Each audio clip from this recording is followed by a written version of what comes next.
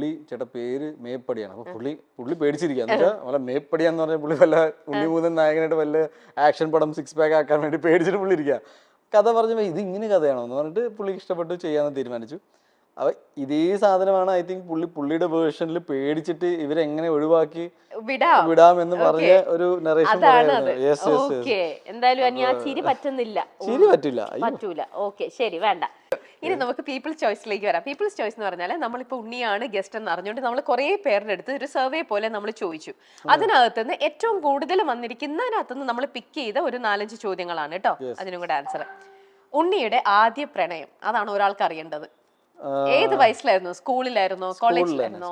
ഗുജറാത്തിലെ ഒരു ഗുജറാത്തി കുട്ടീനെ? മലയാളി മലയാളി കുട്ടി. അതെ അതെ. സോ ഞാൻ ഇവിടെ കാണാൻ വേണ്ടി സൺഡേ മാസ് ഒക്കെ അറ്റൻഡ് ചെയ്യാൻ പോയിട്ട് പിന്നെ അങ്ങനെ പറയാൻ ഒരുപാട് കൗണ്ട് ചെയ്തിട്ടുണ്ടോ ഉണ്ണി? എത്ര പേരെയാണെന്ന്? ഇല്ലേ, കൗണ്ട്ലെസ് ആണെന്നോ? എല്ലാരും ഓർമ്മയുണ്ട്. ഉണ്ട്, എല്ലാരും സ്റ്റിൽ ഓർമ്മയുണ്ട് ഓരോ പ്രായത്തിലും. ഇപ്പൊ ഈ പറഞ്ഞ മാസ് അറ്റൻഡ് ചെയ്യാൻ പോയത് ഏത് പ്രായത്തിലാ? ഞാൻ 12th സ്റ്റാൻഡേർഡിലായിരുന്നു. അത്ര ആയപ്പോഴാണ് പ്രേമിക്കാൻ തുടങ്ങിയത്. പ്രേമൊന്നുമില്ല, പ്രണയം ആ ഒരു ആണല്ലേ. ഈ 1 വേ സൈഡിലായിട്ട് നിന്നിട്ടുണ്ട്, 2 സൈഡിലായിട്ട് നിന്നിട്ടുണ്ട്, അങ്ങനെ പല രീതിയിലും ഇപ്പോഴും അങ്ങനെ തന്നെയാണോ പോയിക്കൊണ്ടിരിക്കണേ? ഇങ്ങനെ എന്റെ സ്കൂളിൽ എനിക്ക് ഒരുപാട് നല്ല ഓർമ്മകളുണ്ട്. എന്നുവെച്ചാൽ ഒരു കുട്ടി ഉണ്ടായിരുന്നു, ഇപ്പോഴും എന്റെ ഫ്രണ്ടാണ്. സോ പുള്ളിക്കാരത്തി ഞാനും ഭയങ്കര ഫ്രണ്ട്സ് ആയിരുന്നു. അപ്പൊ ടീച്ചേഴ്സിന് എന്ന് വെച്ചാൽ ചിലപ്പോൾ ഇവര് കല്യാണം കഴിക്കും, ഞങ്ങള് സെപ്പറേറ്റ് ആയിട്ട് സ്കൂളിൽ പോകുമ്പോഴും ടീച്ചർ ചോദിച്ചിട്ടുണ്ട് കല്യാണം കഴിച്ചുകൂടെ എന്നൊക്കെ. അങ്ങനെ ഒരു പോയിന്റില് അപ്പൊ പുള്ളിക്കാരത്തി രാജ്പൂത്താണ്, അവിടുത്തെ രാജ്പൂത്ത്. അപ്പൊ ഞാൻ വീട്ടിലേക്ക് പോകുമ്പോഴേ അപ്പൊ ആന്റി നിങ്ങൾക്ക് ഓക്കെ ആണെങ്കിൽ നമുക്ക് കല്യാണം. അപ്പൊ ഞാൻ നോക്കുമ്പോൾ പേടിച്ച് ഇതെന്തായിരുന്നു. ഞാൻ പറഞ്ഞു ആന്റി അങ്ങനെയൊന്നുമില്ല, ഞാൻ ഫ്രണ്ടാണ്. പിന്നെ ആന്റി ഭയങ്കരമായിട്ട് അവരുടെ ഒരു ഡിഷ് ഉണ്ടാക്കും, ഒരു ചപ്പാത്തി പോലത്തെ എന്തോ, ഞാനത് കഴിക്കാനാണ് പോണത്. അപ്പൊ ഞാൻ പിന്നെ ഇവളോട് പറഞ്ഞു ഇങ്ങനെ. പിന്നെ ഇവൾക്ക് ഒരു 23-24 ആയപ്പോ she was like let's get married. ഞാൻ പറഞ്ഞു 23-ൽ ഞാൻ എന്ത് ചെയ്യാൻ, ഒന്നുമില്ല. അപ്പൊ ഞാൻ അപ്പൊ നാട്ടിലേക്ക് ഇങ്ങനെ സിനിമയ്ക്കായിട്ട് വരാൻ നിൽക്കാം. അങ്ങനെ ഒരു പോയിന്റിൽ ഇവളെന്നെ വിളിച്ചു. അപ്പൊ നീ ഒരു കാര്യം ചെയ്യണം. അപ്പൊ ഇവളുടെ മുത്തശ്ശൻ പുള്ളിക്കാരൻ മരിച്ചു ഇപ്പോ. പക്ഷെ ഞാനും പുള്ളിയുടെ ഭയങ്കര കൂട്ടായിരുന്നു. അപ്പൊ പറഞ്ഞു നീ ദാദാജിക്ക് ഫോൺ പറ ഇങ്ങനെ കല്യാണത്തിന്റെ കാര്യം ഉറപ്പിക്കാം. ഞാൻ പറഞ്ഞു ഞാൻ എന്തിനു വിളിക്കണം, അതൊന്നും ശരിയല്ല. അപ്പൊ ഇവള് വീട്ടിൽ പറഞ്ഞു ഒരാൾ ഇഷ്ടമാണെന്ന്. അപ്പൊ അവര് പറഞ്ഞു ഉണ്ണിയാണെങ്കിൽ ഓക്കെ, അല്ലെങ്കിൽ ക്യാൻസൽ. അപ്പൊ ഈ പുള്ളിക്കാരത്തിക്ക് പിന്നീട് ഭയങ്കരമായിട്ട് ഡിബേറ്റും എലക്വേഷനൊക്കെ പാർട്ടിസിപ്പേറ്റ് ചെയ്യുന്ന കുട്ടിയായിരുന്നു. അപ്പൊ ഇവള് കോളേജിൽ പഠിക്കാൻ പോയപ്പോ കോളേജിലൊരു പയ്യനുമായിട്ട് ഇഷ്ടത്തിലായി. അപ്പൊ ഇവള് എന്നോട് പറയാം, അപ്പൊ ഞാൻ വരുന്നത് പോയെ.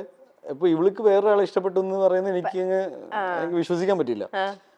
അപ്പൊ ഈ പുള്ളി കാശ്മീരി പണ്ഡിറ്റായിരുന്നു. ഇവര് എവിടേക്കോ ഡൽഹിയിലൊക്കെ പരിചയപ്പെട്ടെന്നൊക്കെ പറഞ്ഞിട്ട്. അപ്പൊ ഞാനിപ്പോ എന്ത് ചെയ്യണം? അപ്പൊ ഇവളുടെ വീട്ടില് ഞാൻ വിളിച്ച് പറഞ്ഞാലാണ് ഇത് സത്യമാണെന്ന് അവര് വിശ്വസിക്കുള്ളൂ. അപ്പൊ ഞാൻ വിളിക്കില്ല എന്ന് പറഞ്ഞു. ഇവര് ഇവൻച്വലി കല്യാണം കഴിച്ചു, അവരുടെ ഇന്റർകാസ്റ്റ് പോലെ കല്യാണം കഴിച്ചിട്ട് പ്രശ്നമായി. ഹാപ്പിലി. അപ്പൊ എനിക്കൊരു പോയിന്റ് കഴിഞ്ഞപ്പോ ഇങ്ങനെ ഇഷ്ടമുള്ള ആൾക്കാർ ഇങ്ങനെ ഒരു കല്യാണം കഴിച്ച് പോയിട്ട് ഇപ്പൊ ഒരാള് US ഉണ്ടായിരുന്നു. അപ്പൊ US she got married and പുള്ളിക്കാരത്തി എനിക്കൊന്ന് ഇവരുടെ ഏതൊരു മൊമെന്റില് ഇങ്ങനെ പറഞ്ഞു, ഇങ്ങനെ അവരും ചോദിച്ചു കാണും ആരെങ്കിലും ഇഷ്ടമാണ്. അപ്പൊ എന്റെ പേര് പറഞ്ഞപ്പോ ഇയാള് ഗൂഗിൾ ചെയ്തപ്പോ എന്റെ അക്കൗണ്ട് ഒക്കെ കണ്ടിട്ട് എനിക്ക് മെസ്സേജ് ഒക്കെ അയച്ചു. അപ്പൊ ഇതിന് വെരി പോസിറ്റീവ്. ഞാൻ പറഞ്ഞ ഇതിന്റെ ഒരു അതേ സൈഡ്. എല്ലാരും ഇങ്ങനെ ദേഷ്യപ്പെടുക അങ്ങനെയൊന്നല്ല. ഇപ്പൊ സ്കൂളിൽ ഒരുമിച്ച് പഠിച്ചതുണ്ടായിരുന്നു. അങ്ങനെ ഇപ്പൊ അയാളുടെ കാര്യം പറഞ്ഞു, ഇവളോട് ഞാനിതൊക്കെ എല്ലാവരുടെയും കഥ കേട്ടോണ്ടിരുന്നു. ഇനി എനിക്ക് ഈ പ്രണയത്തെ കുറിച്ച് തന്നെ എനിക്ക് വേറൊരു കാര്യം ഉണ്ണിയുടെ അടുത്ത് ചോദിക്കേണ്ട. അതിന് തൊട്ട് മുമ്പേ നമ്മുടെ മൈൽ സ്റ്റോണിൽ തന്നെ കുറച്ച് നാളുകൾക്ക് മുമ്പേ ഉണ്ണി വന്നപ്പോ ഇതേ ഒരു സബ്ജക്റ്റിനെ കുറിച്ച് ഉണ്ണി ഒരു കാര്യം പറഞ്ഞിരുന്നു. അതെന്താന്ന് ഓർക്കുന്നുണ്ടോ എന്ന് എനിക്കറിയില്ല, നമുക്ക് നോക്കാം എന്താന്ന്. ആരുടെയും കല്യാണം കണ്ടിട്ട് അസൂയ തോന്നിയിട്ടുണ്ടോ? പിന്നെ ഇപ്പൊ എനിക്ക് അതാണ് പണി.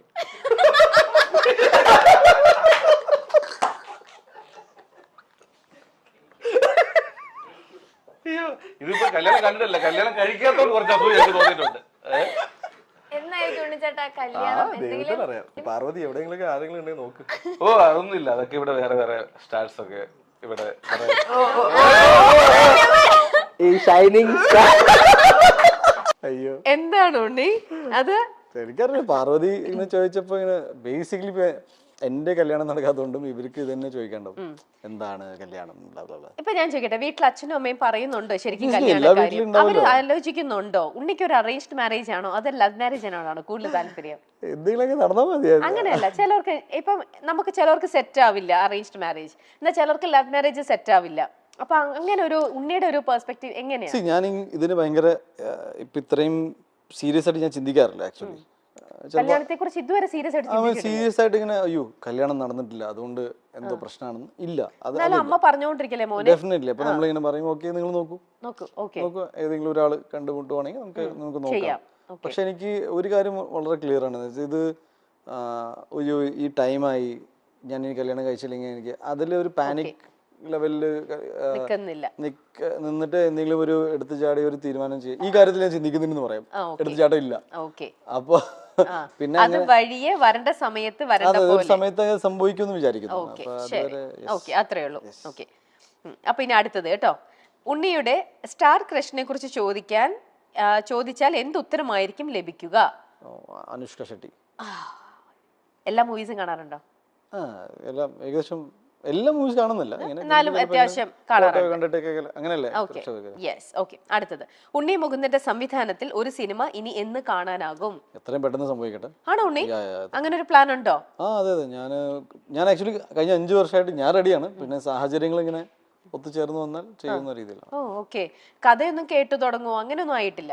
എല്ലാം റെഡിയാണ് ആണ്. ഓൾമോസ്റ്റ്. ഞാൻ എന്ത് ചെയ്യണം എന്ന് എനിക്ക് ധാരണയുണ്ട്. അത് അതിന്റെ ഒരു ലോജിസ്റ്റിക്സും പിന്നെ അത് ചെയ്തെടുക്കാനുള്ള ഒരു ടൈം, പിന്നെ എന്റെ ബേസിക്കലി ഇതിനെല്ലാം തടസ്സം വരുന്നത് ആഗ്രഹമുണ്ട്. അപ്പോ ഞാനിപ്പോ കമ്മിറ്റ് ചെയ്ത സിനിമകൾ കംപ്ലീറ്റ് ചെയ്യണം എന്നാണ് പ്രയോറിറ്റി. അപ്പൊ അതുകൊണ്ട് എന്നിട്ട് ചെയ്യാമെന്നുള്ളൊരു പ്ലാനില്. Okay, good. അഭിനയിച്ച നായികമാരിൽ ഇനി ഒരു തവണ കൂടി അഭിനയിക്കണമെന്ന് തോന്നിയത് ആരുടെ കാര്യത്തിലാണ്? ഇതൊക്കെ ഓരോരുത്തരും ചോദിക്കുന്ന കേട്ടോ, ഓരോരുത്തർക്കും അറിയാനുള്ള ഓരോരോ അഭിനയിച്ച നായികമാരിൽ.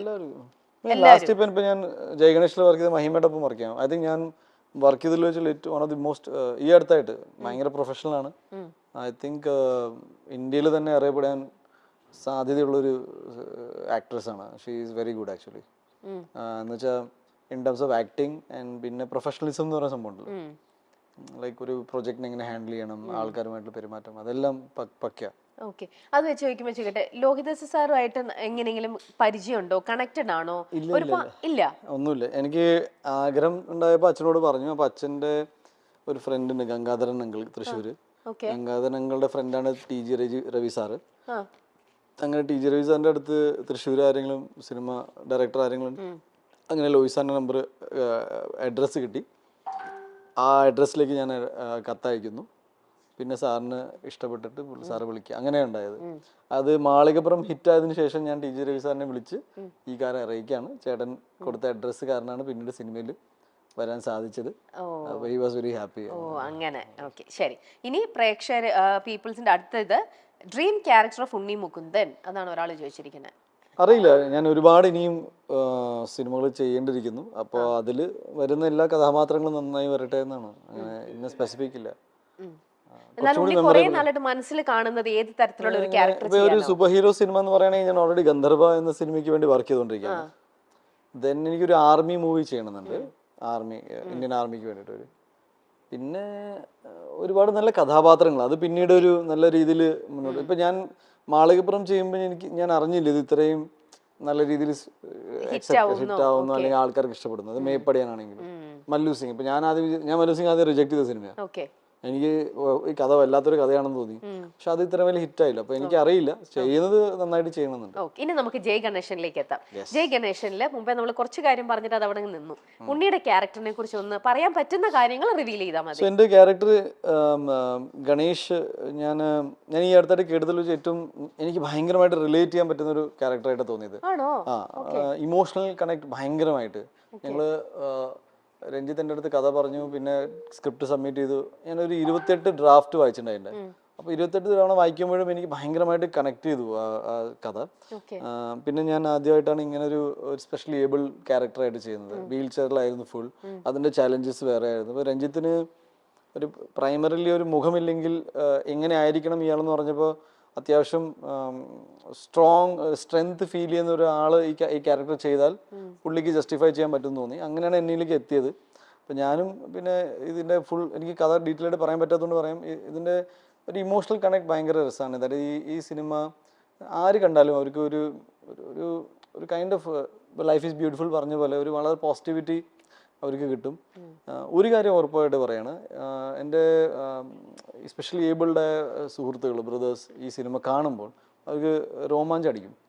ദാറ്റ് ഈസ് അവരെ സംബന്ധിച്ച് എനിക്ക് ഈ സിനിമ ഒരു രീതിയിലും മോശമായി ഈ കഥാപാത്രത്തെ ഇങ്ങനെ കാണിച്ചല്ലോ, അങ്ങനെയല്ലാതെ ഒരു ഹീറോയിക് രീതിയിൽ തന്നെയാണ് ആ സിനിമ നമ്മൾ ഇത് എന്താ പറയുക ഈ ക്യാരക്ടറിനെ നമ്മൾ പ്രസന്റ് ചെയ്യുന്നത്.